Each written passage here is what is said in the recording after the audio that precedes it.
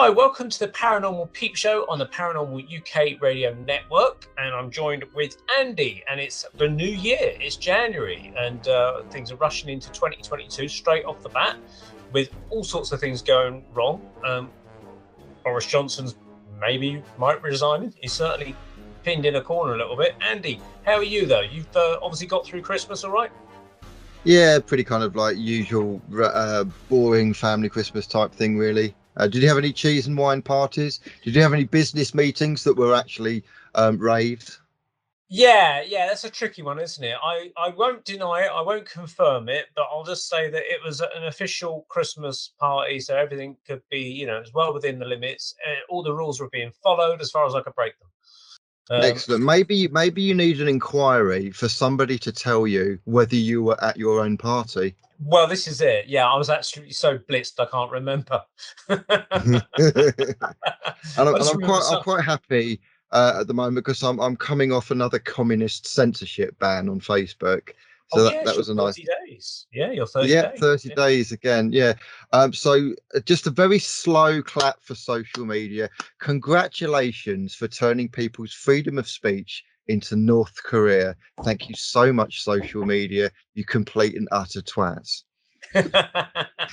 Well, actually, I was listening to the radio when I was driving back this evening about there's an investigation to do with this a Chinese spy in the House of Commons. I saw that. Lee vast amounts of money to do things to the Chinese. I mean, I can't think why. It's shocking. Isn't it interesting as well how we were talking about a Wuhan lab leak and everyone was saying how that was such a crazy conspiracy theory, and now suddenly, ta-da! There we are in mainstream news. Wuhan lab leak. It takes the mainstream media about sort of 2 years to kind of finally catch up with what we've been talking about all the time. It does, yeah. So anyway, we'll get to the task in hand and welcome our guest, the first guest of 2022.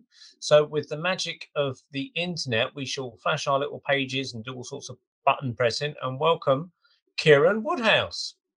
How do? You all right? Yes. Hey, Kieran, hello. Welcome, Kieran. This is Andy. And of course, you know me, Neil, because you interviewed me last year on your own show. You have your own podcast, don't you? I do, yeah. It's a bit of a hiatus at the moment, but yeah, I've got my own paranormal show, yeah. Excellent. And how was your Christmas, Kieran? It was great, just like yourself. I broke as many rules as possible. Just like last year, really, So yeah, I think really after the whole kind of Boris Johnson cheese and wine party, I think every time they have a COVID press briefing, what we need to do, everyone in the entire UK, is have a look at the clowns, what they're doing at their little pantomime clown show, listen and nod our heads and smile and go, very nice, and then completely ignore everything they say and just go back to normal. I think that's what we need to do. Just ignore everything they say and just break all the rules. Yeah, that's pretty much how I've done the last 2 years. So. But it's interesting. The people that are following the rules seem to be the ones that are suffering because, I mean, I won't mention names, but people that are very close that I know have had all their jabs and they've actually had the third ouchie Fauci, the booster one. Are we allowed to say jabs? Are we going to get censored by communist North Jibby jabby. I'm only stating the facts. They can fact check it if they want, but they can't fact check it because I'm not going to tell the names of the people. So that's going to be an awkward fact check. But they've had their jibby jabbies from and their ouchie Faucis, and they've had the boosters, and they're all self-isolating with COVID or something. I could tell you this, Neil. I know personal people who are telling me they are unjibby jabbed, okay, and they've not got COVID yet, or they've had it quite lightly. And in their workplaces, their triple jibby jabbed people are all going down with COVID. Some of them quite seriously, some of them quite bad. They are getting COVID. They're getting wiped out with it. So, and it's becoming more prevalent and more than one source that I'm being told. Very interesting. And Kieran's nodding his head there. So I've had the same here. There's a mixed bag of who's had it and who hasn't, and those that have are the ones that are off ill. But I must say the problem is that they play these silly games. Obviously we don't play these kind of games. Christmas for me is all about Monopoly and other types of games. So these are the kind of people that test themselves when they have a sniffle, or even when they don't actually, when they feel absolutely fine. they test themselves, and therefore they isolate. We won't test ourselves. So if we have a sniffle, we just get on with life, you know. So you're absolutely right, Neil. By complying, they're imprisoning themselves. Yeah. Which is stupid, really. But I had this really long text from my dad this afternoon telling me, am I making provisions for this? And he's going through all the microbes of how many microbes on a teaspoon can fit on the thing. And, you know, and I said, well, hang on a minute. So-and-so, you know, within the family has done all these provisions and they've come down with something. So, you know, what's the point? It doesn't seem to, in fact, you know, I'm guessing the fact that I could either end up with something that's going to destroy my immune system, maybe temporarily, maybe permanently, don't know yet, don't really want to tempt it, but also get an enlarged heart. You know, lots of people would end up with I can't think what it's called. Myocarditis, yeah. So lots of very, very fit athletes seem to be taking longer rests on the football pitch than usual. Yeah. And in fact, you know, the system that we have here, the yellow card system. Now, not many people know that in the UK. That's a system where the government have put it out on the NHS website, the National Health Service website, for those in the UK or outside the UK. And the yellow card system is a thing where you can report adverse reactions, even deaths, to do with the ouchie vouchies and the COVID wovey jibby jabbies. And but not many people know about it. So, of course, it's not an accurate reflection of perhaps a truer picture of what's going on. But in America, theirs seems to be more detailed, their system. And I forget what's their system? The VAERS. The VAERS. Yeah, on the UK column, they showed this, where they showed like a 10-year picture of people, sportsmen, that might have suffered heart attacks or something whilst playing football, soccer, whatever it is, baseball, whatever it is out there. And it was a flat line for 10 years. And as soon as it got to 2021, the red spike shot up of people suffering all sorts of problems out on the sports field. I don't know why, of course. And what do the mainstream media do? They say, oh, cold weather can create heart attacks in young people. Yeah, that's the little stories that they bring out. Of course. Well, they got to explain all the previous cold weathers before. All the cold weathers that were before, but where it's all flatline, there's nothing happening. Yeah, because we've never had cold weather before up until 2021. Yeah, I mean, obviously polar bears drop down in cold weather and things like that, and Eskimos drop down in cold weather. They're terrible, isn't it? Anyway, we can you imagine the inventor? Can you imagine the inventor of the RMNA jibby jabby, the actual inventor of it, being kicked off social media for talking about his own invention? I mean, mandatory clap and thank. People need to join a group. It's a fantastic group on Facebook. If you're still on Facebook, if you haven't been censored, Kim Jong-un's dank meme storage facility. It is fantastic. It's a group of people that kind of imagine what it's like if North Korea ran Facebook, which is basically the whole of Facebook, really. But if North Korea ran Facebook and there's this thing called hashtag thank and hashtag mandatory clap and thank, where all you can do is just clap and smile like you're in North Korea.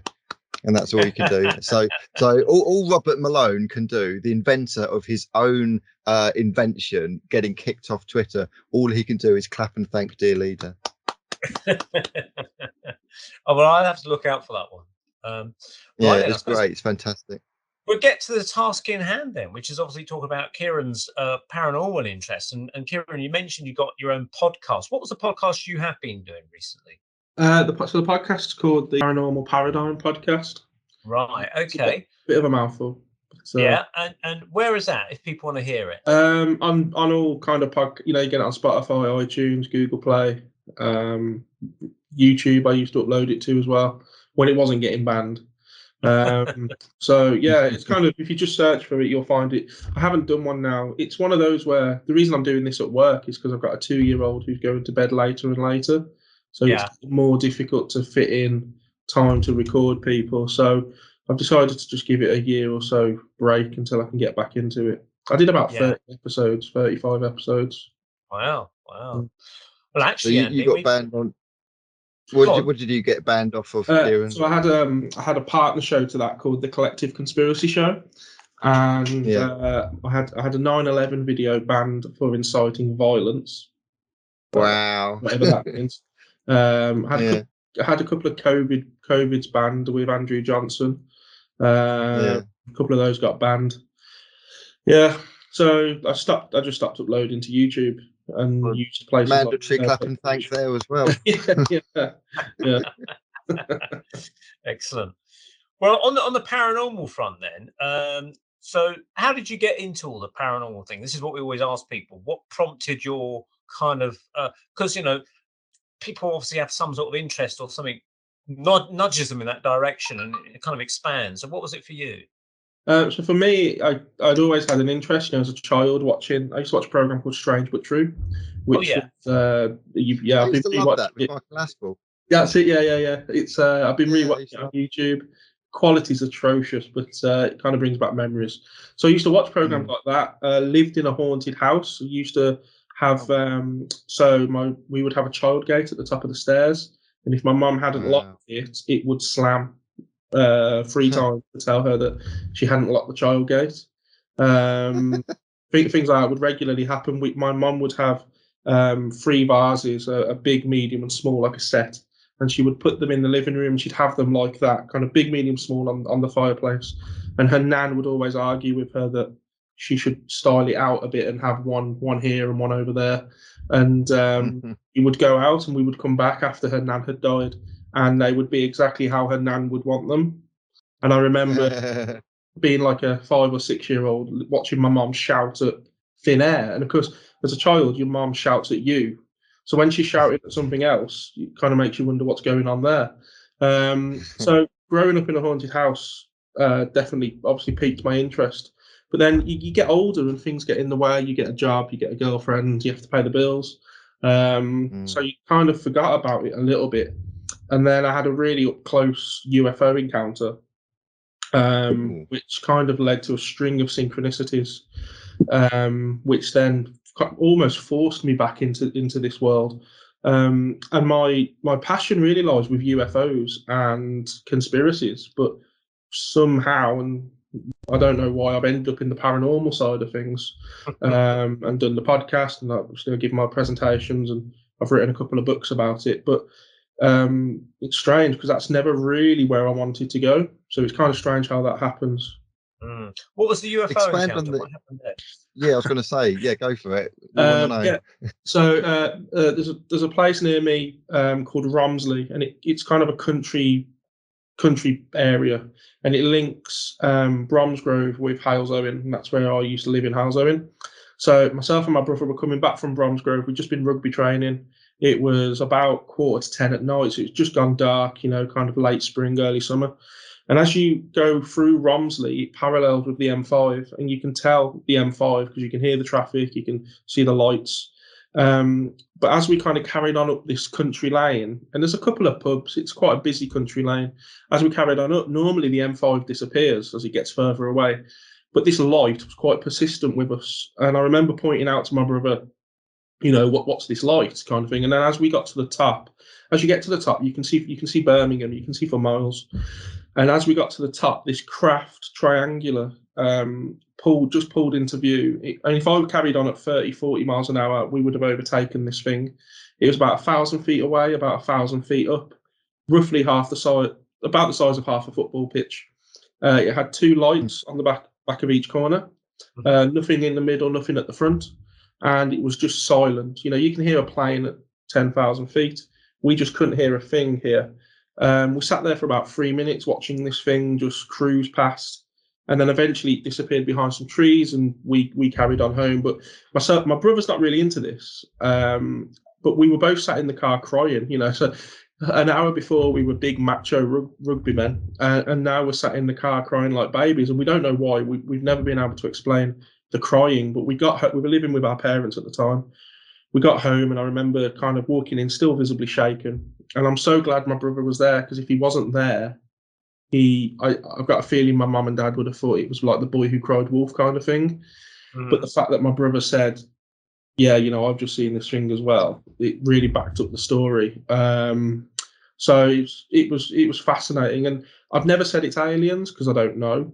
But it was certainly the definition of an unidentified flying object. Wow. What shape was it? Could you make out? It was like triangular. Triangular.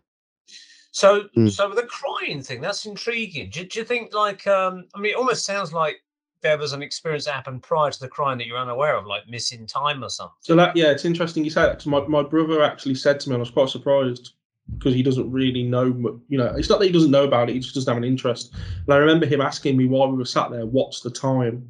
And I remember saying to him, don't worry, the time's fine, because I knew exactly what he meant without, he didn't actually say that, but I knew what he meant. And no, so we did keep an eye on the time. I think we were just scared, because what was, you don't, if a lion's running at you, you know a lion's running at you, and you know how to react. You turn and you run away. This thing, we'd never seen anything like it. It was completely unexpected. Was it a threat? Was it not? We just didn't know.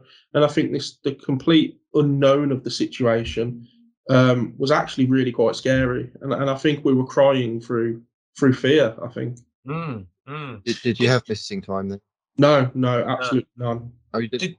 Was there any other reports in the vicinity, maybe the local paper or anything? So the next day I did some research, and over the next week or so I kept an eye on local news. And it kind of was going over farmlands, and like I say, there's some houses, there's some country pubs. No one reported a thing. About 10 years previous to that, we'd had a thing called the Dudley Dorito, which was a triangular craft spotted going over the Dudley area. And every time I researched it, that's all I could find was this Dudley Dorito. So no one else had reported it. But, me and my brother know exactly what we saw. Wow. Very, very interesting, the fact that people are reporting more and more of these triangular craft now. I mean, there's speculation whether they're man-made secret space program or they're UFOs. And as you say, you didn't want to sort of say it's aliens. You kind of got an open mind, even on the UFO front, about what it could be. Yeah, I mean, so the more research I've done into just the paranormal, because of course the paranormal does in my world includes things like aliens and UFOs. I believe that it's all interdimensional, and it is all the same. It is all one and the same experience, whether you're seeing a Bigfoot, whether you're seeing a UFO or an alien being or a spirit. It's all interdimensional. It's all one and the same. Yeah, we're finding the same thing, aren't we, Neil? That people who have UFO experiences tend to have ghostly experiences, and vice versa, more and more. Yeah, definitely. And I don't know if you listen, Kieran, to any other podcasts, things like the Confessionals and things like that in America. Again, a lot of people are reporting exactly the same thing, especially with the Bigfoot experience. Bigfoots very, very often come along in terms of UFO experiences at the same time, or prior, or just after. It's very, very strange. That's exactly what I found with my research into that.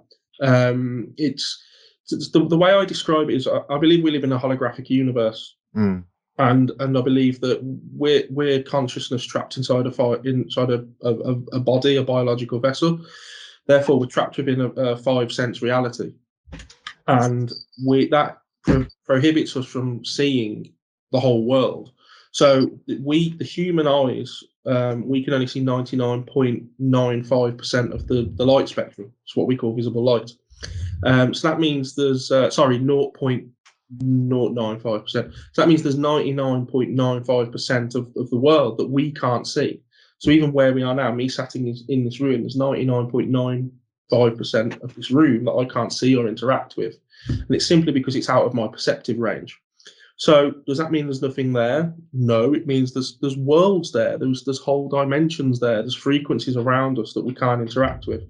And that's what I believe people like mediums and psychics, they can just tune into frequencies that we can't. So I use an analogy of a radio station. So if you're listening to Radio 1, it doesn't mean that Radio 2 is not there. You're just not tuning in with your brain in this example. The second you tune into Radio 2, Radio 1's still there, you're just not seeing it anymore.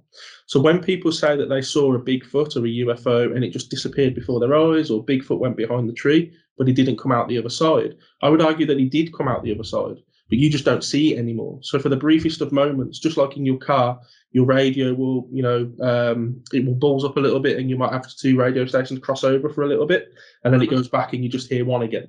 I think that's what's happening when some people are seeing and experiencing these paranormal entities, that they're just tuning in, and for the briefest of moments, they can see what is always there, And then it fixes, rewires itself, and they go back to being trapped within this 5 sense reality again.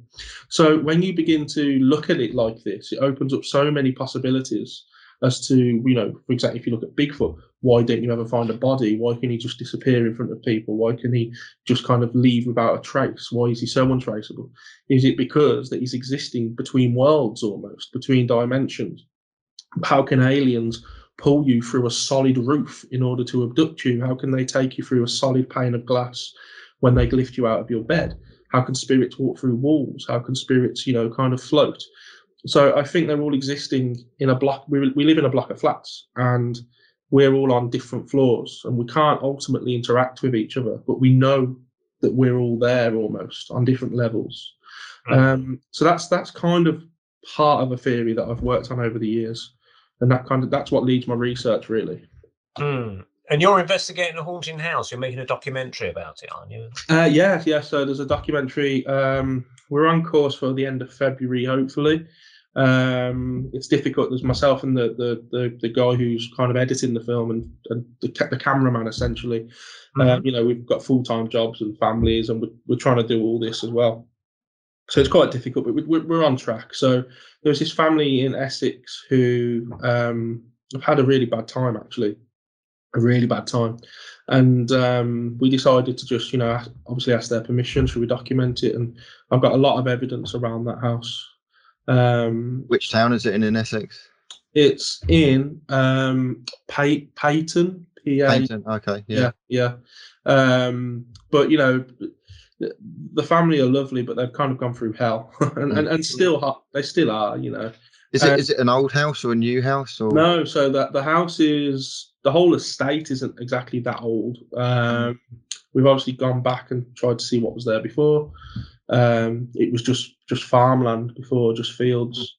The nearest building we could find was a Victorian workhouse, which wasn't really that near to where this house is. People had lived there before, not experienced anything. It all came on when one of the daughters fell into a grave. They were drunk in a churchyard. She fell into a grave. They then went back to her house, her and a few friends, and decided to light some candles and have a seance. And at this point, the electricity blew. This was about 2 a.m. The fuse box sparked and blew. That woke the family up, of course. So Lee, the dad, came downstairs and what the hell's going on? Called it a night, and that was that. 2 weeks later, Lee's at home on his own. He's on the phone to Kelly, the mum, and he has 3 loud bangs on the front door, very loud bangs. He describes it almost like you'd expect the police to be knocking on your door. So he goes to answer the door, and there's no one there. So he comes back, sits back down, carries on the conversation, and then has to end the call because he can hear someone upstairs.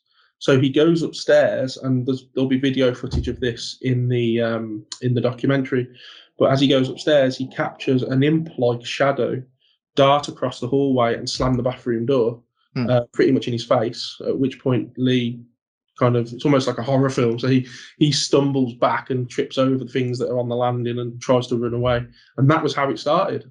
And we put up some motion sensor cameras in the house over the course of 6 months and captured some fantastic pieces of evidence, to be honest.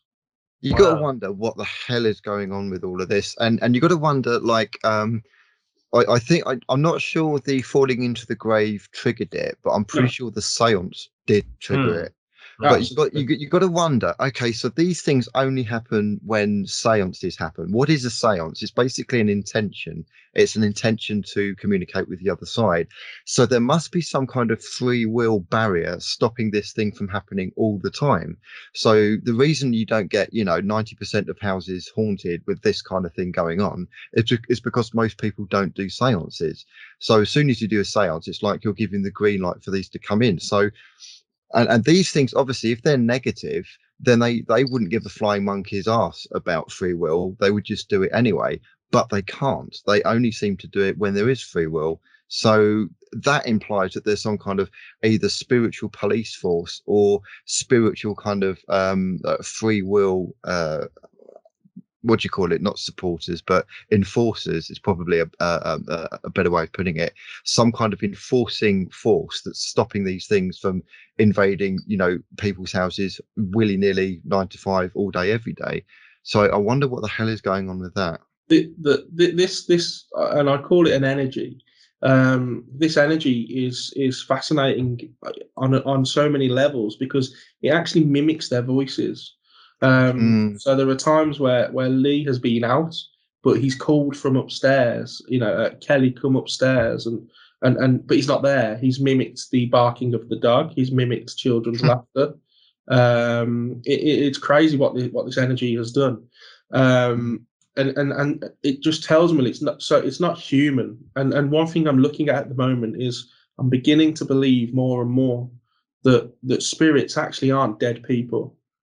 I don't think there is a thing as a dead, it's almost like I die and then I go and haunt a house, because why would a ghost decide to just hang out in a tunnel in the middle of nowhere on the off chance that it can say boo to someone, so there's so many plot holes in the general consensus of what the paranormal is.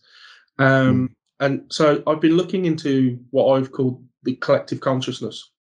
So kind of following on from what we were just speaking about, when a human dies and the energy is released from this biological vessel, because obviously you can't destroy energy, it gets released and it joins back up with what I've called the collective consciousness. And this energy exists all over the world, and we are tuning into this energy. And some people have an ability more than others, your mediums and your psychics. And when you wake up and you see your mum, who might have passed, she stood at the bottom of your bed, or you see a Bigfoot, or you see a UFO, I think you're tuning into the same point of energy, the same frequency, but you're manifesting this yourself. So if you want to see your dead mum, you will manifest this energy and see your dead mum. If the Virgin Mary only ever appears to people that want to see the Virgin Mary. I've never seen her. I'm not religious, and I probably won't see her. And therefore, I think these things are appearing to those that want them to appear, and they're being seen how these people want to see them. And the reason your mum can talk to you and say certain things that only your mum would know is because, of course, she does. It's collective consciousness. It knows everything there ever was and everything there ever will be. So it can play the part of your mum, but it could also play the part of somebody else's dad and somebody else's dead dog and a Bigfoot. So that's where I'm going with this, that actually there are no dead people. Unfortunately, this kind of gets me castrated within the paranormal field because, like I say, there's this general consensus of what the paranormal is, and heaven forbid you should question it. And that's why I've another reason I've taken a step back a little bit is because it's full of politics, as you know, same with the UFO world and all that stuff, and it's full of big egos and your TV stars and your TV wannabe stars and all this stuff. And I just kind of want to focus on my own research and do my own thing and answer my own questions. So many times I've answered questions publicly and it's not been very well received. I would say don't give a monkey's ass what other people think. It's your mission, your journey, and the only thing that matters is the truth with a capital T, whatever that might be, and what other people's opinions are. Again, I've my theories have changed over time. My energy dictates my evidence dictates my theories. A lot of people allow the theories to dictate their evidence. So if they have a theory, heaven forbid that a piece of evidence should come along to blow that out of the water. And if it does, they choose to ignore it because it doesn't fit with their theory and their way of what the paranormal is. And I don't think that's right. How many pieces of evidence are ignored by people who are in a much better position than myself to get this truth out there? It's ignored simply because it doesn't fit their narrative. And I think that's really wrong, but that's what happens.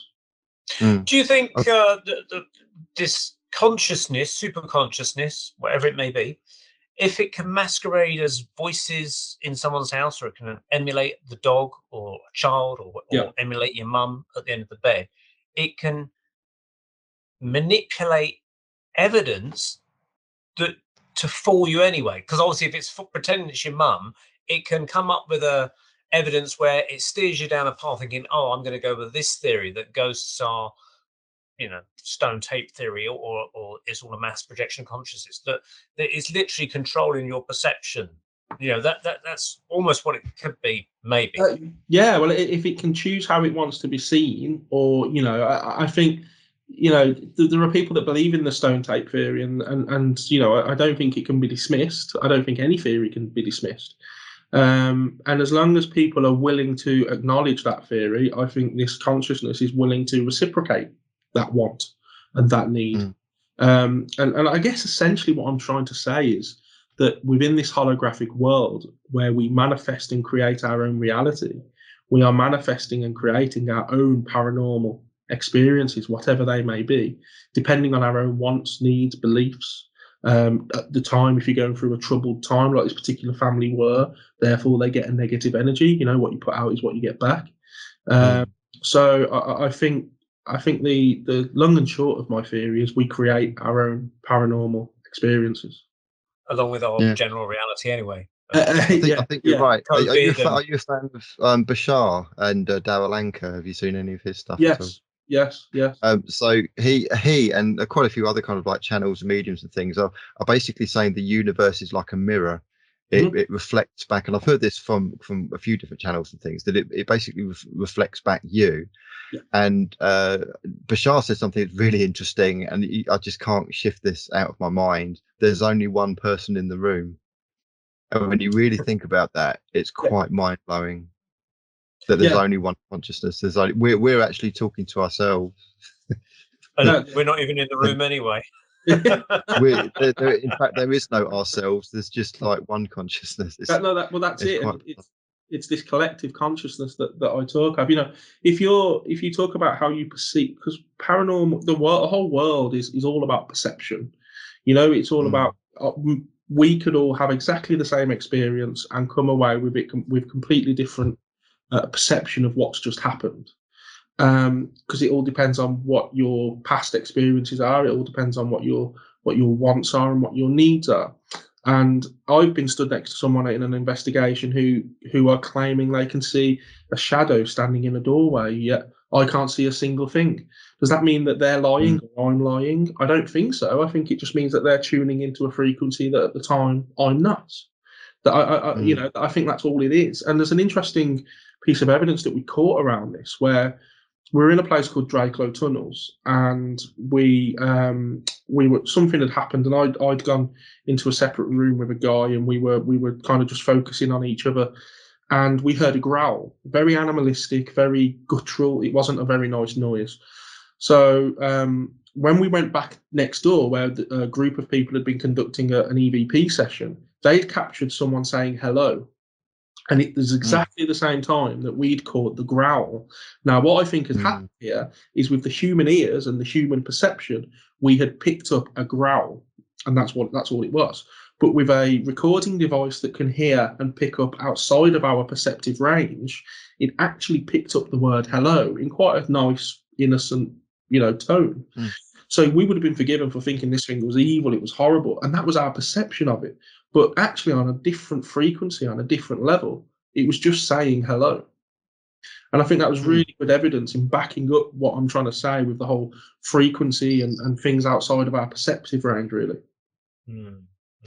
That raises a hell of a lot of questions, because is it something that's actually good, but we're perceiving it as evil with the growl, or is it something evil where its true noise is the growl and it's pretending to be good?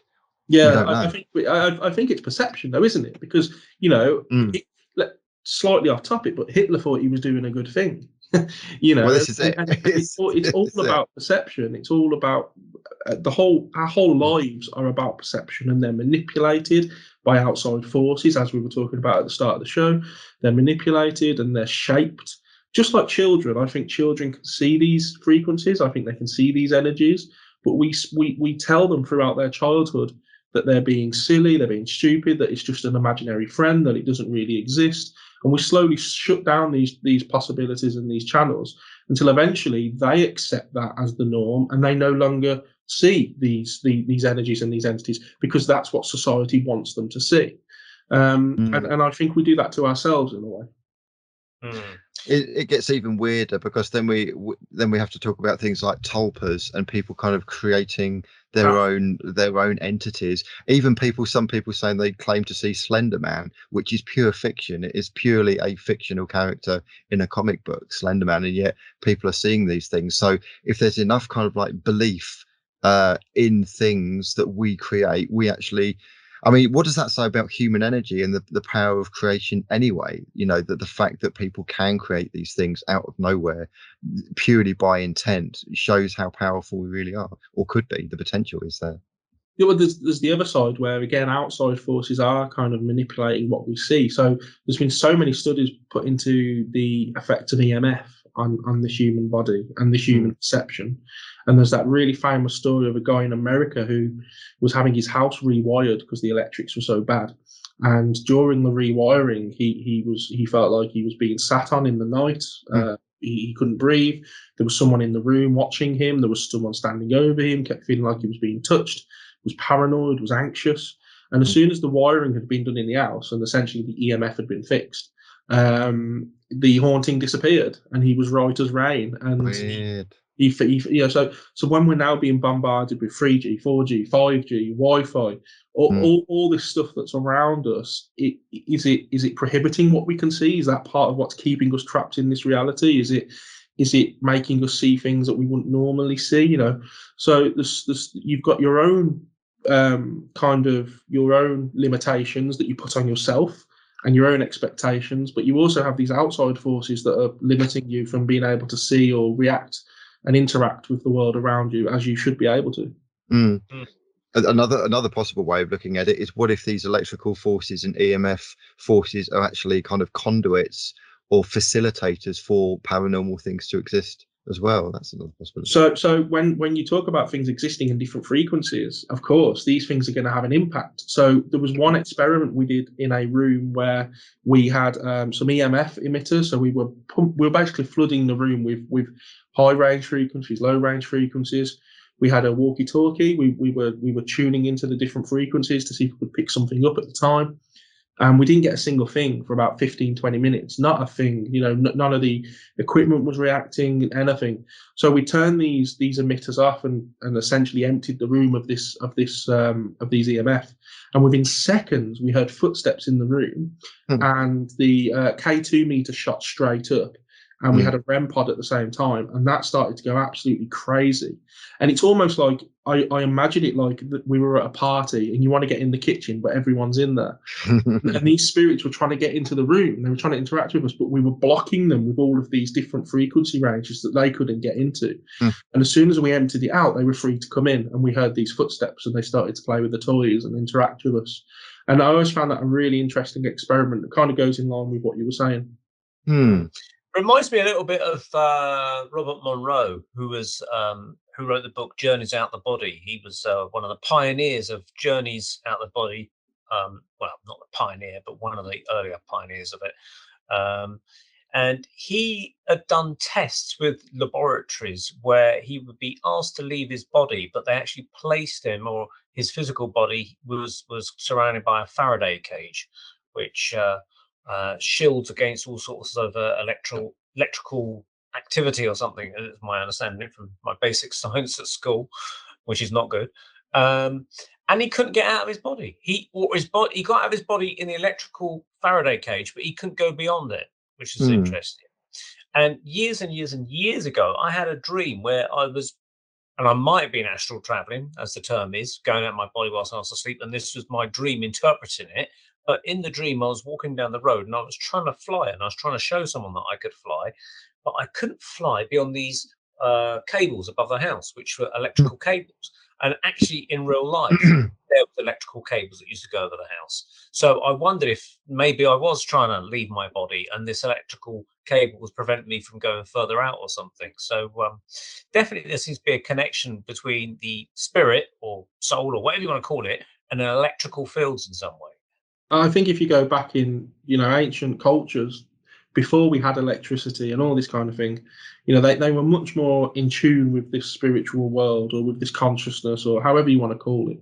And technology has almost crushed it. So we now live in a society where it's no longer acceptable to to say that you have a spirit friend or to say that you can see spirits. So you've got that aspect of it as well, but you've also got this, I think, as you've just said there, Neil, we've got this kind of this electrical grid that's imprisoning us, and I think it's with the EMF and the, all the Wi-Fi and the 5G and all this stuff. I think it's oppressing our or suppressing our abilities, really, that we seem to have lost, and is evidenced in previous cultures. Because they had ley lines, of course, and everything was about electrical grids. Into they wouldn't call it electricity, but energy grids. Yeah, and lots of people have done dowsing around these stone circles and things like that, and picked up energies, which is very interesting. That's just using their own auric energy or human electricity energy or something like that, which is interesting. Getting back to the haunted house in Essex, do the people, or do you self-interpret it as a classic poltergeist case, or is it way beyond that? So we, we've got photos of where they're about 10 now, but at the time they were like 7 or 8 year-old autistic twins, one boy and one girl, and we've got photos of them with scratches all over their back. We have recollections of the girls waking up being strangled, being held down in the bed, growls in their ear. We've caught growls on tape. So the definition of poltergeist, noisy spirit, it certainly is. We even have a video of Lee being punched by this thing. Wow. And you hear the sound of the thud as it connects with the side of his head. You hear that on the camera. So I think it goes beyond someone that likes to just open the drawer and slam a cupboard. But like I say, it's a chaotic house, in more ways than one. They've got the autistic children. They've got several more children. I know that the one child has just had a child now. So Lee and Kelly are grandparents now. And interestingly, when the baby was born is when it's calmed down. That's weird. So when there was happiness in their lives, it calmed down. And I told them, whenever you want to argue, whenever you want to fight, take it outside, take it away from the house. And there's a nice little clip from Lee, and he explains about how what they've done has actually helped their lives. Because they had people going around saging and throwing holy oil up the wall, which really annoyed them because they had to redecorate again because it was staying on paint. And give us 500 quid and we can get rid of this thing. And they never did.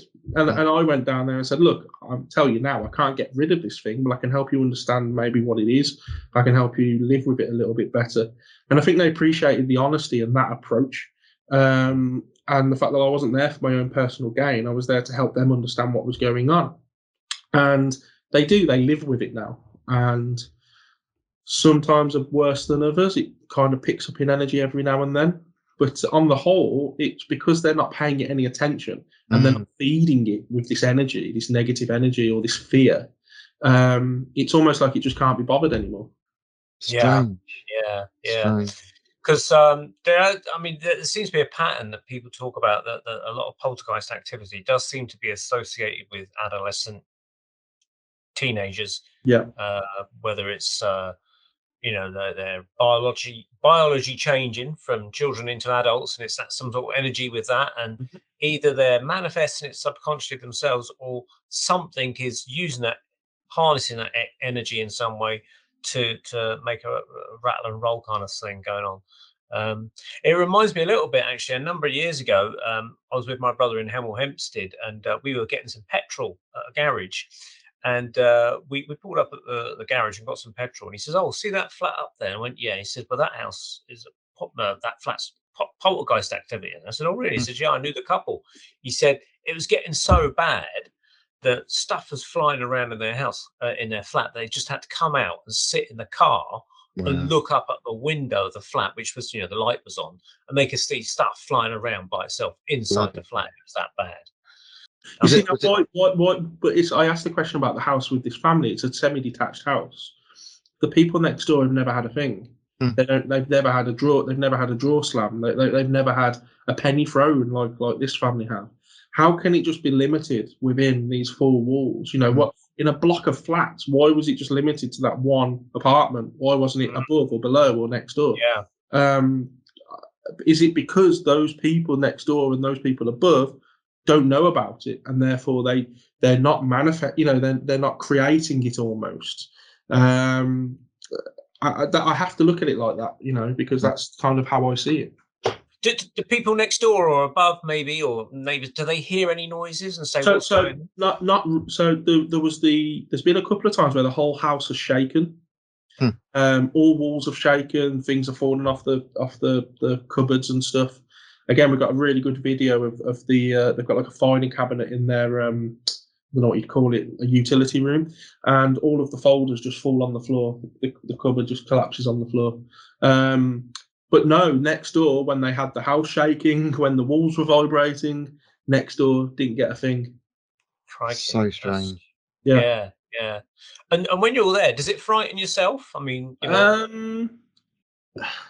no, I mean, so I was in the house for about 30 seconds before I had a penny thrown off my head.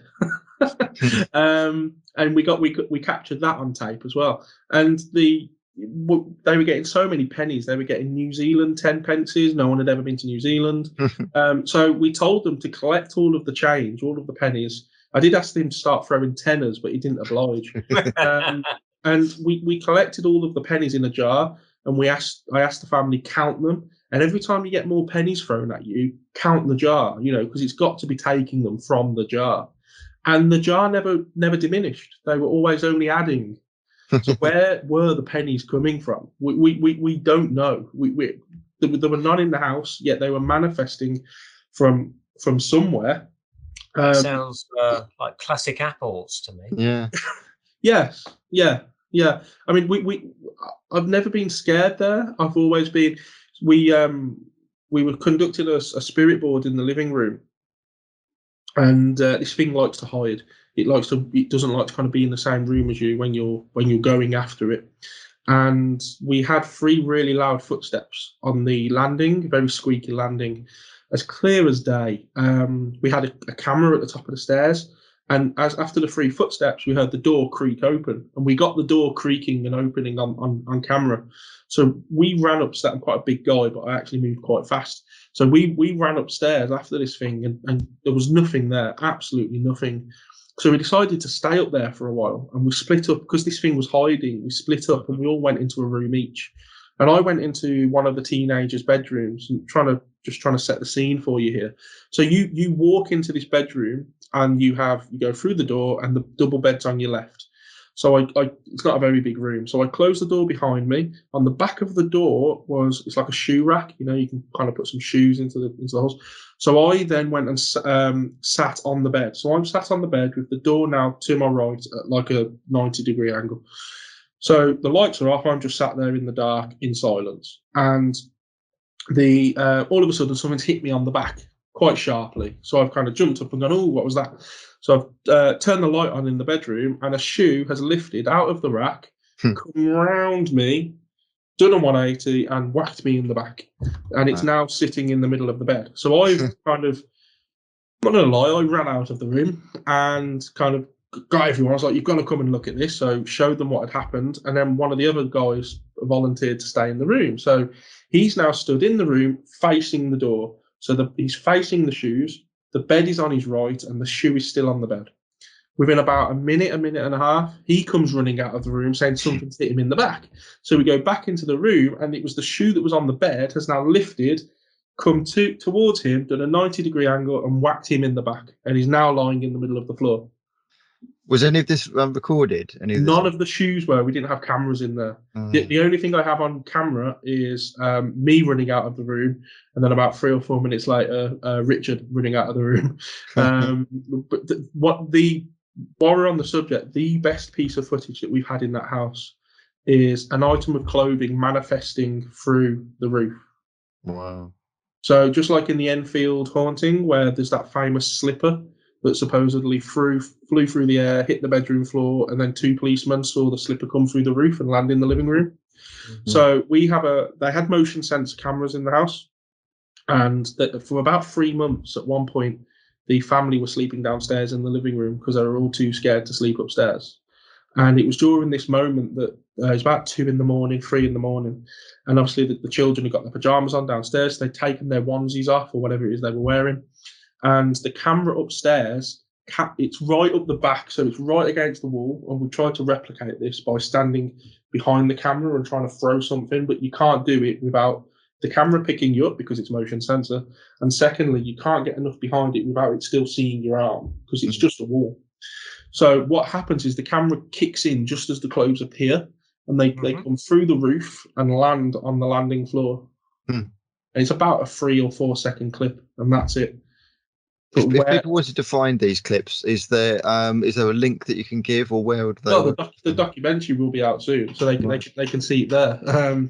But if anybody wants to see anything, they can, if they contact me on Facebook or if they email me at kieran.woodhouse@gmail.com. I'm not, again, one problem I have with the paranormal world is people that capture evidence and refuse to share it. I will share anything that I've got.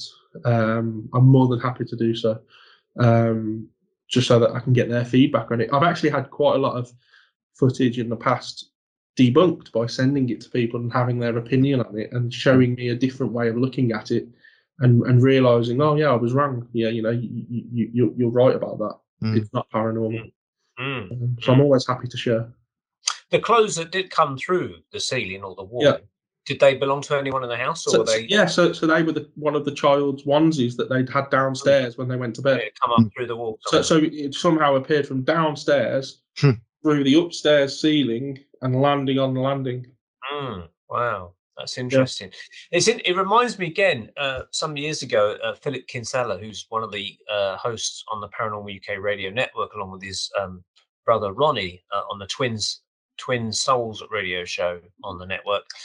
He told me a story about this kid that they were investigating many years ago, probably about 12 years ago, maybe more, who was getting a lot of problems with poltergeist activity, so much so the parents couldn't cope with him. He had to sleep on a mattress with his grandparents, and there's nothing else in the house, simply because everything was getting broken. And one day, this kid was at school, and the grandparents had gone out to the shops, and they said, "What would you like us to buy you from the shops?" And he said, "Oh, I'd like a model boat, something like the Ark Royal or something like that, and with lots of grey Airfix paint to go with it, sort of thing, to paint it up." And anyway, the headmaster on the same day had called this kid in to give him a telling off about something in the headmaster's room. And whilst he's in there, I'm not sure if the kid had left the classroom or if it happened in front of the kid, but suddenly out of nowhere, this model Airfix paint, grey paint, materialised or something, fell out of the ceiling onto the headmaster with the lid off, and it got covered in grey paint. Wow. And that was the grey paint their grandparents were buying from the shops that very day. Gone out of their bag and ended up on the headmasters, like punishment or something. Weird. But it's further evidence of our reality or supposed reality being messed with, isn't it? We see these items of clothing as solid. It's a solid item, yet it is somehow kind of dematerializing and then rematerializing somewhere else, almost like a beat me up Scotty type thing. Yeah. And you've got to wonder who and why. Yeah, it's the biggest question, and I always start like my presentations and to groups. I always say, if you've come here for answers, then leave now. I don't have them, and there are so many people that pretend they've got the answers, or they say they've got the answers, but nobody has. We're all on this journey to try and I like throwing theories out there, possible guesses, but that's all I can do. That's all you can do, and you'll admit that. You say this is just a theory because I've got some evidence that backs it up, but at the same time, it's always fluid. We just don't know. Yeah. Well, even that Michikaku guy, he's like a physicist, a Japanese-American physicist, theoretical physicist. He talks about the fact that there's 11 dimensions or something. And he says, we know there's 11 dimensions. When it starts getting to more than that, they become unstable. I'm not quite sure what he means by that. So in other words, there seems to be other dimensions or worlds or something interacting with us that, like you say, we can't see. So science is kind of backing it up in a way, but we call it a different name, I suppose. You know. Well, science is slowly catching up because it's now kind of accepted within scientific worlds that we're potentially living in a simulated reality. You know, that's becoming spoke about more and more within the scientific circle. So they're kind of catching up now. Like you said, the media take a couple of years to catch up with conspiracy theories, and that's how I think eventually they will catch up. But by that point, we might be even further, you know, down the road with theories. It's interesting how you talk about the time there and dimensions, because it's very possible that time isn't linear, and time is, you know, everything that has ever happened and will happen is all happening now. And covered this, we know this one. Yeah. So there's another theory I've been kind of just looking at, really dipping my toe into, and it's that of when you see a spirit again, it's not a dead person, you're just having some kind of time slip, and you're actually seeing them living their life there and then. The only thing that stops me going really further with that theory is you don't have many. There are some, but you don't have many people having time slips into the future. Yeah. So, you know, you don't see some kind of futuristic guy walking through your living room. It's always someone from the past. But it's certainly a theory worth looking at. I interviewed a guy once who he'd gone to bed. It was about 9:30 on an evening. He was lying in bed reading his book. He lived alone, and he heard a crashing in his bathroom, like someone going through his cupboards. So very cautiously, he's approached his bathroom and just nudged the door open. And he sees himself cleaning his teeth, and kind of just backed away, went to bed, and tried to forget about it. But what's happening there? You know, is he somehow slipped a time, and he's now so again? You hear bangs, you hear door closes in your house. Does that mean that it's just you from the day before, or the next day, and that's what you're hearing? Again, that reminds me of something from the Strange and True show. You might remember it. This one, it was this security guard that was patrolling this industrial estate or a building or something in his vehicle, driving around the roads of this place. And he said he saw a vehicle coming towards his, which was the same type of vehicle as it. So he thought, who's that? Yeah. I'll tell it for the audience. And he looks at this vehicle and thinks, well, who's that then? And as he's getting closer, he notices the guy's looking at him, and he realizes they both look at each other. And as they pass each other, they're looking at each other, and they're the same person. Yeah. That was a real freak out. Yeah. Crikey. He should have got double pay for that night shift, at least. Right, we're coming to the end now, Kieran. So this film of yours, what's the title and where can we watch it? The title has yet to be decided. My cameraman editor guy keeps most days I get a message saying, "What's the title? What's the title?" and I don't know. It's thinking of titles isn't my forte. But we're looking at getting it out, like I say, at the end of February, really. And when it does come out, it will just be put on places like YouTube and things like that. And obviously I'll try and publish it on a few people's websites that I know. And then I'll do a round of promoting, coming onto shows like yourself, like I have done for my books. And I'll just try and promote it as much as possible. I'm not in it kind of for the hits. I'm in it because I want the family to get a message out. And that is they're trying to show people that they can live with this kind of activity, and how they feel like it can be dealt with, and what not to do and what to do in these kind of situations. So it was really that it was half me asking if I could do it, and it was half the family asking me to do it to get a message out. So that's the aim of it. So give me a month or so, and hopefully it's going to be out. And I'll let you all know where it can be found. Okay. Call it Weird Shit Happens. Weird shit happens. Yeah. Weird shit in Essex. What's the books you're writing? I've got two currently. So there's an introduction to paranormal investigation. So that was written because I was getting sick and tired of what I've dubbed the most haunted effect. And this is where I was having people come to investigations, literally walking out after half hour because nothing had happened. They were expecting, possessions and things to be flying off the shelf. And So I wrote it as kind of a dummy's guide to ghost hunting. So each chapter is on a different piece of equipment with my own thoughts behind it, whether it's good or not, and evidence to back that up. There's a few stories in between it as well. And then my second book is just a natural progression to that, which is experiences of a paranormal investigator. So if these people had gone out and started to investigate, they're now going to start having experiences, and they might want to know what they are and how to deal with them. So I've broken that down into almost like the you can have like a C1 up to 7 in alien interactions. I've kind of just broken it down into 6. So there's visual, audible, physical, interference. And some of them cross over, but I've tried to split it as best as I can. Again, with stories in each one, experiences, and theories around why they can be happening. And I'm currently about 1 page into my 3rd book. Very slow going. And this is going to be called Theories of a Paranormal Investigator.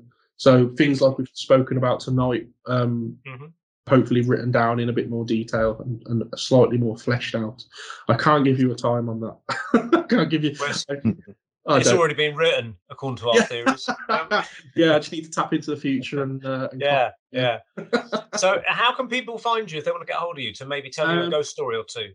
So I'm on Facebook. I always ask people to add me on Facebook. However, as we spoke about at the top of the show, the paranormal world, you guys as well, you're outliers in regards to the COVID thing. You know, I've been kicked off paranormal investigations because I don't agree with the COVID narrative. So we're a rare breed. So I try not to mix the two. But if anybody adds me on Facebook, just be prepared that I do post a lot of controversial things. I do post a lot about conspiracy theories or conspiracy facts, as they are now. But you can add me on Facebook, Kieran Woodhouse, or you can contact me at kieran.woodhouse@gmail.com. I'm always happy to send you any pieces of evidence I've got. Or if you want me to come and I can come and investigate your property or and you do talks as well, don't you? I do talks, yeah. So I'm not quite sure when this is going to go out, but on the 18th of is it the 18th? Yeah, on the 18th of January, I'm talking at Truth Juice in Birmingham. And I've got a few more lined up throughout the year. So again, just keep an eye on it for that. I suppose going back to the COVID thing and the hauntings and that, at least these ghosts, because they're full sheets, they got the whole mask thing built in, so they're following guidelines. There was the one comment I made on the one investigation where I ended up leaving early because I was basically made just to feel uncomfortable. They weren't getting much activity, and I just pointed out maybe they were socially distancing, and they didn't like the people that organised it didn't like that. It's a shame. I don't get it because, again, we're all into the UFOs. And one thing I don't understand is how people who rally against the government, because they've spent decades lying to them about the existence of aliens and UFO crafts and all this, and there's been a huge cover-up, and the government are liars, and they censor material and they edit material to suit their agenda. But with regards to COVID, they're telling you the truth. Well, this is it. Yeah. And I don't get how you can, like once bitten, twice shy. If a friend lies to you or a partner cheats on you, you find it difficult to trust them again. Well, if the government are lying about one thing, why wouldn't they lie about another? Cognitive dissonance. Precisely. Is your profile a picture of you with a backpack and a small child on a red toadstool? Is that you? Yes. Yeah. Because I found it. And interestingly, your little profile thing, we're talking about North Korea and clap and thank. You've got what looks like a wedding with somebody holding up a clap sign. So you're already there with the clap and thank. That's my. Yeah, that was my. Basically, I was scared that people at my wedding weren't going to laugh or clap at my speech. So I had my 2 best men held up signs to tell them to clap and laugh. The old warm-up people. That was it. Yeah. And it obviously worked. Excellent. All right, but thank you very, very much, Kieran, for joining us on the Paranormal Peep Show, the first guest of 2022. Although I should say we do have another guest in a second, and that's Ben Emlyn-Jones, who sadly lost one of his podcasting colleagues this year.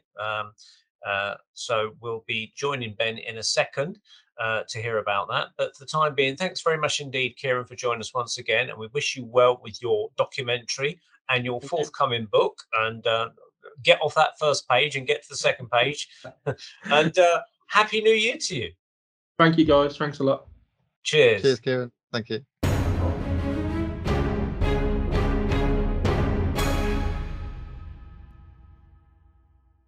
Well, here we are with Ben Emlyn-Jones. Welcome back to our Paranormal Peep Show, Ben. How are you? Oh, thanks. I'm a bit sad, Neil. You know, we're going to talk about a rather a tragic update in our community, but otherwise I'm okay. Thanks. Good, good. Well, yeah, I understand it is a sad moment in the history of podcasting because your longtime podcasting buddy, who you regularly did shows with, Kev Baker from Scotland, has passed away. So we're very sorry to hear that. What's the details? What actually happened? It was quite sudden, actually. I mean, I knew he was ill. He's been in and out of hospital for the last two years or so. Hasn't worked at all. He's just been on the sick, you know. But he went into hospital before Christmas, and he posted a couple of times saying he hoped to be out by Christmas. Indeed, he was. He came out on Christmas Eve. Then I thought, that's great. You know, he's great. I mean, I didn't know if he was going to get better or not. Then on the 2nd of January, a word, you know, it started as rumours, but it was very quickly confirmed that indeed his wife actually sent me a message on Skype that he'd passed away at about 7:20 p.m. And he was only 45 years old, which is pretty young. I was stunned. I really was, because, like I said, I didn't realise he was so bad that we would have to prepare for him dying. It's not like Ian R. Crane. Ian R. Crane, I knew he was going to die. I mean, he did say he was going to have an operation, and then, of course, he did die a few months later, and it wasn't unexpected when that happened. With Kev, it was out of the blue. I mean, I knew it was sort of at the back of my mind as a possibility, but it was completely out of the blue. And what's more, this seems to be the latest in a run of bereavements that we've had to suffer. I mentioned Ian R. Crane. We've also lost, of course, Gareth Davis and Shirley Bolstock more recently, the psychic medium who channeled Paul McCartney. It's been painful to lose Kev, because I was close to Kev. We did a lot of shows together, like with Gareth Davis. I did many programs with him, 78 altogether, apparently, since 2015. That's quite a lot. And he would invite me onto his show, the Kev Baker Show on Truth Frequency Radio, once a month. I started off just I was just a one-off at first, because I was on it was either the Enemy Within with Thomas Barnes, or it was the Christopher Everard Show on TFR. I can't remember which one it was, but I'd been on both of those. And Kev listened, and he thought I'd be a good guest. So he brought me on once, and basically he was so pleased. He was so impressed with me. He invited me back the following month, and I have been one of his regular guests. He has recurring guests, and I've been one of them. And I very much look forward to the shows we did together. I very much enjoyed them. He's a likeable Scottish chap, very knowledgeable, very, very passionate about the subject he covers, which is the same that we do: UFOs, paranormal, government cover-ups, various kinds.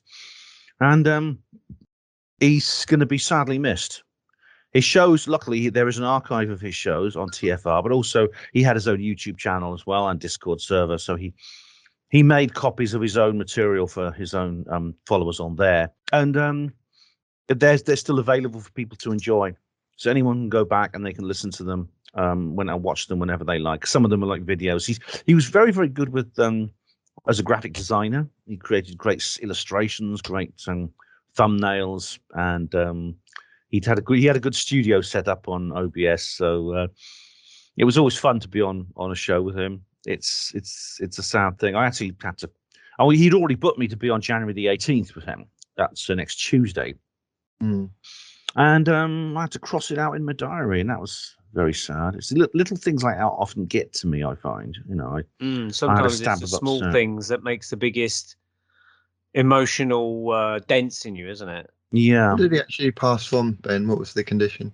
I probably shouldn't say, actually. It's probably not a good idea to say publicly. I mean, I'm sure a lot of people do know. Was it COVID or not COVID? I believe it's not COVID related. No, I believe it's not. I can say that much. But it was. He'd had a long-term health condition to do with his lungs for the last couple of years. But I did think, well, maybe one day he's going to get over it. You know, I mean, I thought at least he'd carry on as he was. I didn't think it was fatal. But so he was only how old? 45. 45. Which is 45. Goodness me. Yeah.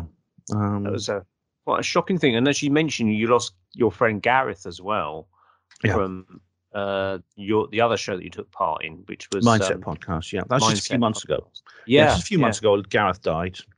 And that was totally unexpected, wasn't it? Yeah. And he was a guy I spoke to. I did a show with once a week. He's very, very regular. I'll be doing a tribute show to Kev on my own station. I mean, I did actually interview Kev once on my show as well, which is great. I'm glad I got that done, and I'll be playing my interview with him. Not just yet, probably in a couple of weeks. It's a bit too soon. But, and then you actually ended up meeting him at the Scottish Paranormal Conference, didn't you? I met him once, yes, in 2016 at the Scottish UFO and Paranormal Conference. He was there, and I did get a chance to meet him along with several other people, and it's the only time we ever met. It was really, and I met his co-host Johnny Whistles, who gave me a place to stay as well, which is nice. Wow. Johnny Whistles. Yeah, his name. That's his radio, but that's his real name. That's not his real name. That's what he calls himself. And so it was great to see those guys, and we just hang out, and and I felt. I did film it, actually. If you want to see the video, it's actually on my channel. I will check it out. It's simply called the Scottish UFO and Paranormal Conference. It was in June 2016. Yeah, it was a good conference, and I got to meet those guys for the first and only time I met Kev. Did they cover Loch Ness? They must have at some point. Oh, yes. Kev, what's their view on that? Kev's very, very positive about it. He actually comes from Inverness and was familiar. He grew up with it, basically. He knew all about it from a young age, living so close to it. He often visited the Loch. Was that the thing that maybe first got him into the paranormal, the Loch Ness Monster being so close into that area? It could be, because Malcolm Robinson was the same. He developed an interest in everything strange from the legend of Nessie. And the first things he did in the paranormal world when he was young was going trying to spot Nessie in the Loch. And Kev was pretty much the same, I think. And then, of course, they both went into other areas from that, the UFOs, ghosts, and things like that. So, it's What was Kev's favourite? Did he have a particular favourite paranormal subject that he was always put to the top of his list as far as researching or investigating? I think believe it or not, the thing he really had a fascination for was quantum computers and the things associated with them, which is some of which I'm not sure, but they involve things such as precognition, time travel, and things like that. That was, I think, a particular interest of him, and he had a couple of guests which he brought back a few times specifically about that subject. He did a program that was primarily an American station. I mean, most of the other hosts are American, and he did his show. But he did a show. His show started at 10 p.m. Glasgow time, but he sometimes had to adjust it because to do with the changing of the clocks in the United States. So he worked for an American broadcasting podcasting show, and it went out live. Yeah, wow. It's mostly American. It's based in the United States, but there's hosts from other countries as well. So he'll be sorely missed by his American fans, I guess. Yeah, that's right. I'm hoping that TFO will make his archive freely available. I mean, there is a paywall actually for their archive, but though a lot of Kev's material is also on YouTube. I don't know. I don't know what they're planning to do with his catalog. I'm hoping they'll just make it free. Now he's gone. I hope so. Yeah. Did he ever talk about things like life after death and ghosts and spirits or anything like that? I mean, he must have presumably a strong belief in all that as well, then. Like most people who are involved in this subject, I mean, he was interested in near-death experiences, after-death studies, psychic communication, and things like that. And he had a very positive idea of survivalism, actually. He had a very positive survivalist belief. So, I share that. Any pact with anyone to say, like, when I eventually go over, I'm going to come back and say this or do this or visit? I would have liked to have. I mean, if he told me, if he'd asked me if he wanted to do something like that, I'd have gone along with it. I'd have agreed to it, because I know some people have done that. Because he had a positive belief in continuation of consciousness. I know other people who know they're terminally ill will arrange experiments. I know Harry Houdini did this. who's famous for being a skeptic, but it appears that even he did maintain a possibility. He said he maintained the possibility that he was wrong and there was an afterlife. And he did arrange an experiment with his wife. It's an interesting story behind that, actually, because all the literature today claims that Bess, his wife, never received a message from him. Yet in the Reader's Digest Paranormal Encyclopedia of 1983, it's a long story how I got hold of that. Completely accidental. It states that Bess actually did receive a coded message from Harry on the other side. Yeah. But so what was the message that she got? I can't remember. I wrote an article about it years ago. It's on my blog, on the main Hapanmo blog. I'll send you the links. It was subscribe to Reader's Digest. Probably that's where they published it. But Kev, so I mean, but even leaving aside things such as actual properly controlled experiments, with sealed envelopes and things. Spirits actually, I found that can actually, when they do come back, they often do give specific information to their sitters that they will kind of identify them. It's the sort of thing that someone couldn't make up. I often have stories like that. People tell me there's no way they could have known that. There's no way they could have made that up. Things like that. Yeah.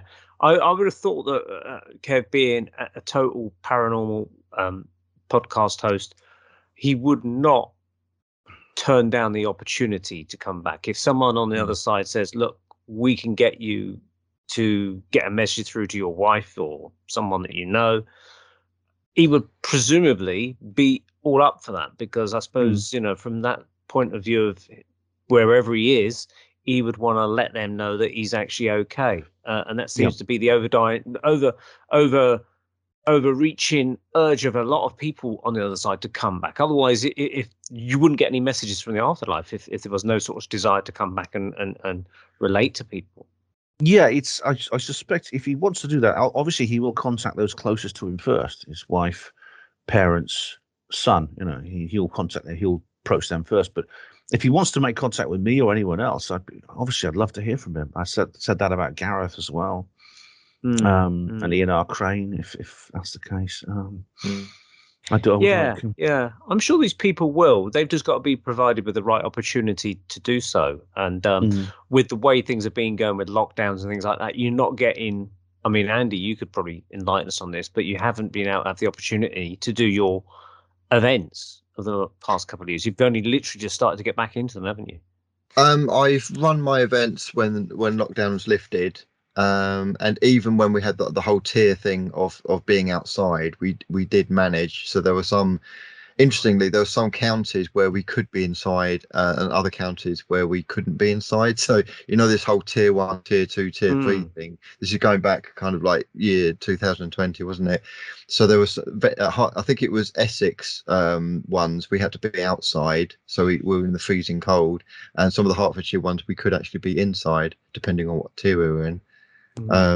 And this Halloween was quite busy for us. Christmas period then kind of like dipped a little bit because of the whole Omicron situation. January is a write-off for us, so we're heading more towards February and March now.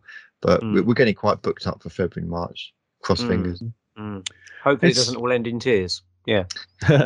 Cheese and wine parties. I'm hoping that Shirley Bolstock is the person I think most likely to find an avenue to come back, because she not only was a trained psychic herself, she a very gifted one. She is working closely with other people who also, she's part of this community it's basically channeling messages from the real Paul McCartney.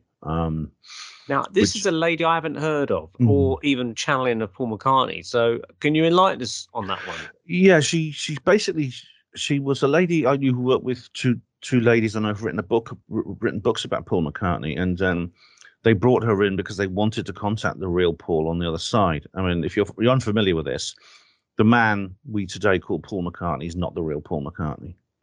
His name is William Shepherd. He's not Paul McCartney. He's been playing the role of Paul McCartney since either September or November of 1966. We're not sure which. It's sometime between that time he took over the role of Paul. Paul sadly was killed in a car crash. It's a long story, a very long story. But, even Ringo Starr said that, didn't he? Am I right They've in all that given case? hints. They've all given hints about what they were going to say. John, I think, was the one that was most hurt. He was the one closest to Paul. I mean, some people claim that he was killed because he was going to blow the whistle. I don't know, because that was more than 10 years after the Beatles split up. But I'm not sure, but it's possible. Let's have a look. So this lady claimed to channel him in some way, and did she do a voice, or was it just literally providing information or something? It was just like standard clairvoyance. I mean, she wasn't a physical medium. She didn't do transfiguration or manifestation or any of those sorts of things. But she did provide channeling, which has been a part of the research project of Anne Walsh and Mary Ann Howard, who they've now written 2 books about Paul. I've interviewed them as well. There's a lot of the factual evidence is gathered by Nick Collestrom's book. I can't remember what it's called now. I mean, was it accurate? I mean, the thing is, when you're channeling Paul McCartney or giving information, you presumably got to have people in the room to be able to verify it, or is it literally just giving wisdom from Paul McCartney? I can't remember. I don't have all the details, I'm afraid. I can't remember. But surely it's quite controversial, though. Yes, not everyone goes along with it. Funnily enough, Gareth Davis never believed it. Well, I'd be interested. Obviously, she's now passed on, so I suppose I'd have to rely on archival material of her, listening to her and things like that. I've interviewed her a few times. I've interviewed her. I don't know enough about the early life of Paul McCartney to sort of say yay or nay to it, really. I suppose I would view it with an open mind and an interest, but I mean, I just don't know what to make of that one, really, to be honest. I don't know the facts. It's just she was a very nice lady, and I didn't know her well. I never met her. She lived a long way away from me, but she did give me a reading once, which was really quite interesting. And she did numerology and things like that. And when she died, I didn't realize that she was ill. She had been ill for a while, actually. I didn't realize how ill she'd been. And again, so she died this year or last year? This year. This year as well. She died, I think, in November. Wow. Okay. So it's made me feel uncomfortable. It's sad. I mean, I lose these people. I mean, some of them I'm really close to, and I lose these people, and I'm like, they're the people who are like I think I interact with the most. I mean, I don't talk to my family about these sorts of things, and when they just disappear, when they just go from my life, it's sad, and I feel I just feel like there's a lot of them. I said there's a run of bereavements at the moment, and I just hope it ends now. I hope that's it. I don't know how much longer I can take this. I don't know. I really the band Rush. I always followed the band Rush, and Neil Peart, the drummer, wrote the lyrics for the band, and he actually died a couple of years ago, which was much to the upset of the fans of Rush, certainly me as well. Yeah. But one of the songs was about suddenly dying, and I remember one of the lyrics was "Suddenly you were gone from all the lives you left your mark upon," and I thought it was really poignant that's an absolute. These people, they do make an impact on many lives, and perhaps those individuals don't even realize it themselves, how many kind of tendrils of their lives that they extend outwards and affect people in different ways, And I think with Kev Baker, getting back to Kev Baker, certainly through his podcast, he's certainly reached out to many, many people and maybe educated many people along with yourself and other guests and things like that. And hopefully entertain people and educated people as well. And it is such a sad thing that we did lose him, really. Yeah. Yes, his channel was really popular. I mean, he had tens of thousands of listeners. I mean, it was a major station. And he was... and there's been... The station and Facebook has been inundated with messages. I've been inundated with comments because I made a little tribute video to him. I was inundated with comments, paying tribute to Kev. It really was. How will you honour him? Is there any plans for you to do anything special? I'm going to do a tribute to her Panwo show, maybe next week, maybe the week after. I'm not sure, and also a live stream. I'd like to do a live stream to pay my respect to him. Thanks. We'll be watching. Certainly, I'll be. I always try and tune into your live streams as well. Thanks, mate. Cheers. Any final words, Andy? Well, I was briefly trying to look for the whole Ringo Starr thing. This is either a Mandela effect or it's, I don't know, maybe it got buried or something. But I can't find where there was a news article. I swear there was a news article with Ringo Starr saying that Paul McCartney isn't the real Paul McCartney. But I had a trawl and I can't find it. Either it's been buried or it's a Mandela effect in another parallel universe.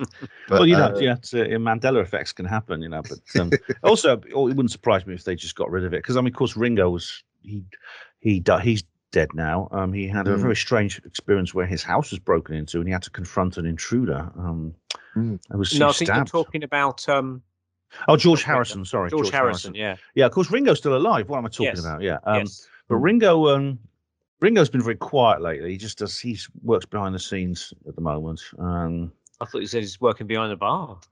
Maybe he does that too. That's the only surviving Beatle. He's the only one left, and maybe he just wants to keep his head down now.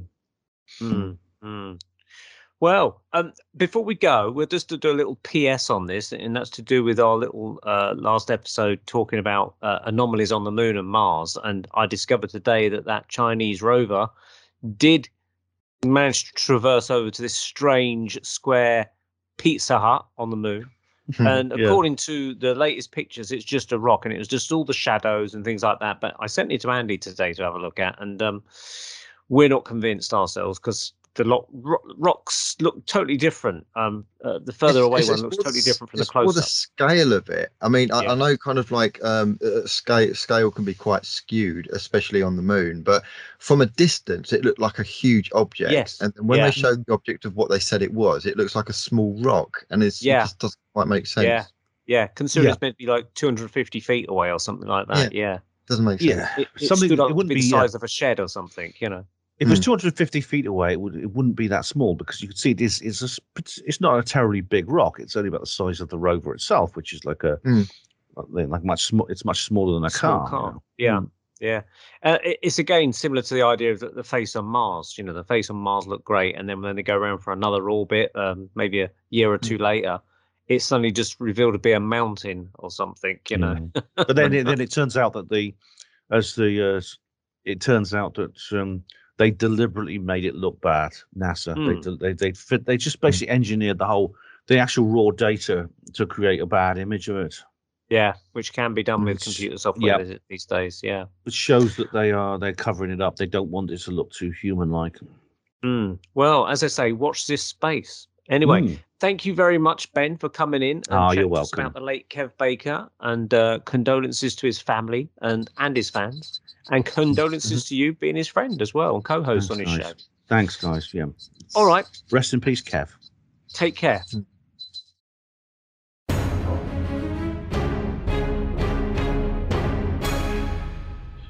So that was Ben there talking about the late Kev Baker, who sadly lost his life and is now in the spirit world or somewhere else. We don't know. But thanks very much indeed for Ben for chatting to us. Any final thoughts, Andy? No, I think it's been a really fascinating little podcast this has. And hopefully we'll get Kieran back on board and have another chat later on. Yeah, certainly love to see some more footage and further investigations on that. Anyway, thank you very much indeed to yourselves for joining Andy and I on the Paranormal Peep Show, the first episode of 2022. Join us next month where we'll be delving deep into the paranormal again. Who we will be talking to, we haven't yet decided, but find out then. Take care. Bye-bye. See you later.